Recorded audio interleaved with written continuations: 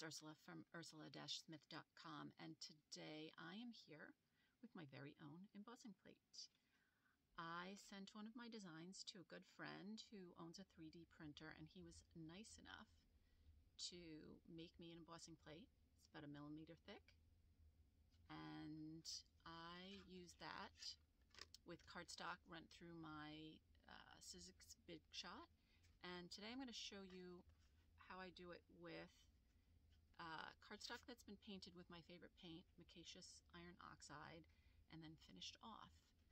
So I'll show you the setup that I use with my Big Shot and this plate. So if you have a friend who's nice enough to make you one, you'll know the layout of the stacks that you need to use. So thanks for joining me. Thanks, Tim, for my embossing plate. And here comes the project. So for my background, I'm going to use cardstock that's been colored with Micaceous Iron Oxide. It's a kind of a deep dark gray, almost a black color, but it's got a little tiny bit of shimmer to it. I love, and a lot of texture to it actually. It's almost like a liquid graphite almost. So instead of using white cardstock, I've got this card. I don't really like it. It was a printout, and I was like, ugh, I don't like it. So rather than just wasting some of my white cardstock, I'm going to just pour some paint over, and then it's up to you. You can use a brush, you can use a palette knife. In my case, I'm just using a brayer and just basically covering the background cardstock.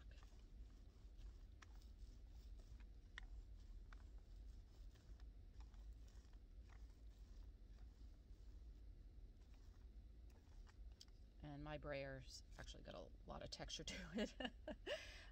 If you wanted it smoother, you could come back over it with a brush. Actually don't want to wreck my brushes right now, so you could even use your finger. This is going to be embossed, so I'm not too worried about some texture. But now, of course, you've got to let it dry. So I'm going to go off, let it dry, and when it's finished, I will be back. I'm back, and so my cardstock has dried. I actually kind of missed a spot there, but it probably won't matter with what we are doing. And so this is my Big Shot. Can't see it just because of the way I have to film here. So the important part is this is the platform, and it comes with different tabs. Sometimes you use all of them, none of them, some of them. In this case, we're going to put all of the pads down. So everything's on top of the platform. And then I'm just using the embossing rubber. I got this as a set this year, and this platform works really well with embossing. Done another video where I emboss with Yupo paper cutouts, and so I used this bottom plate in that instance, but it's a little too thick to work with the plate that I'm using today. So I can't use the plate, I can just use the rubber. So rubber on top of the platform with all the folders. Then I'm going to take my painted cardstock face down.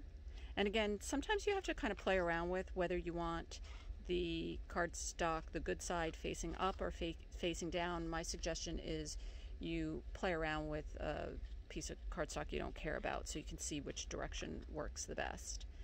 And then the embossing folder, in this case my 3D printed plate, on the back side of the painted cardstock. And again, if you want to spritz it with a little bit of water, you can. Mine is probably still a little wet from the paint.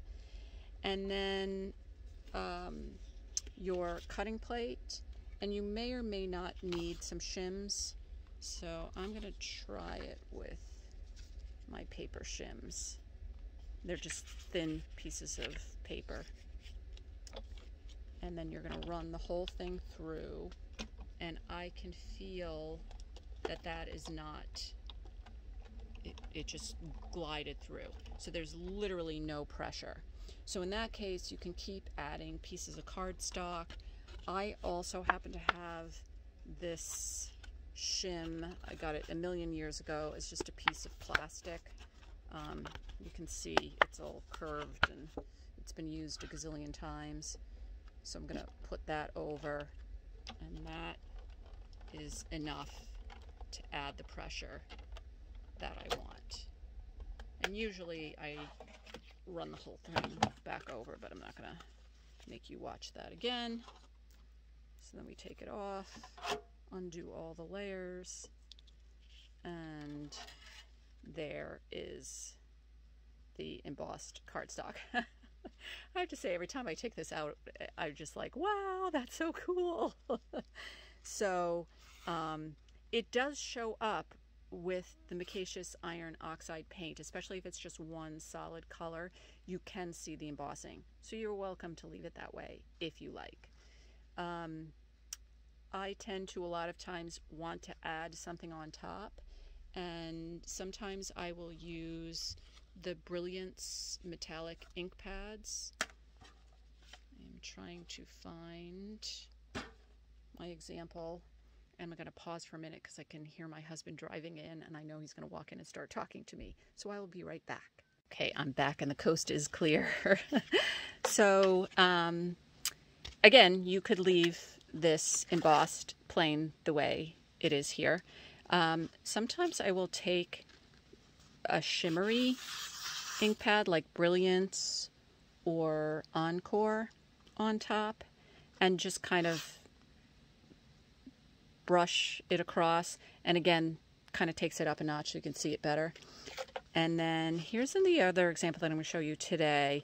Sometimes you just want a little bit of color, and so I was thinking, well, to go over the dark I probably need heavily pigmented ink. But I don't have a ton of just regular plain old pigment colors, and I didn't want to use paint. So I remembered my Distress Oxide and how I've used those occasionally over painted surfaces, and it seemed like it stood out on the paint. When you use Distress Oxide on plain cardstock, and especially a lot of us are using it with sprays and stains, and they tend to mute down.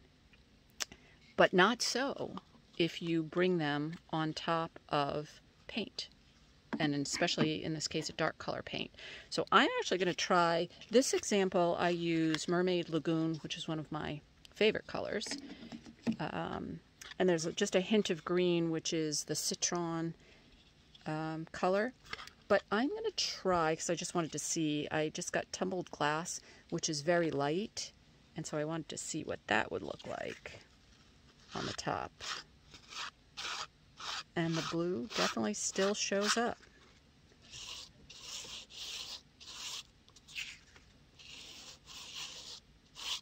So same type of thing, you're just going to rub the ink pad across.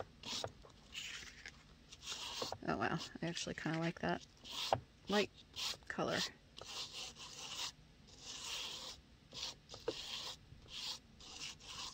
And I don't really try and get an even coverage. I kind of like that light dark look. So I'm probably going to leave it that way, at least with the blue. I may try and pull in. I've not used crushed olive before, so let's see what that does. That's a little bit of green to it.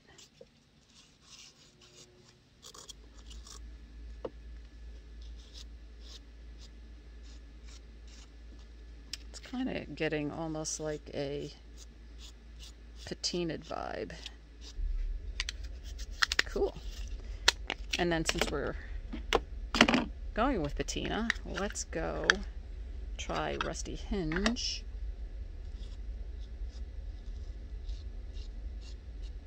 And wow, even Rusty Hinge is pretty bright. If you've used Rusty Hinge before, it's not usually this bright and orangey, but I'll just use just a light hand to it. And there you go. So, Micaceous Iron Oxide painted cardstock with a 3D printed embossing folder. Thanks again, Tim. I love it. And then some Distress Oxide, tumbled glass, and Rusty Hinge inks on top. So, hope you like that project. Thanks for joining me, and we'll see you next time.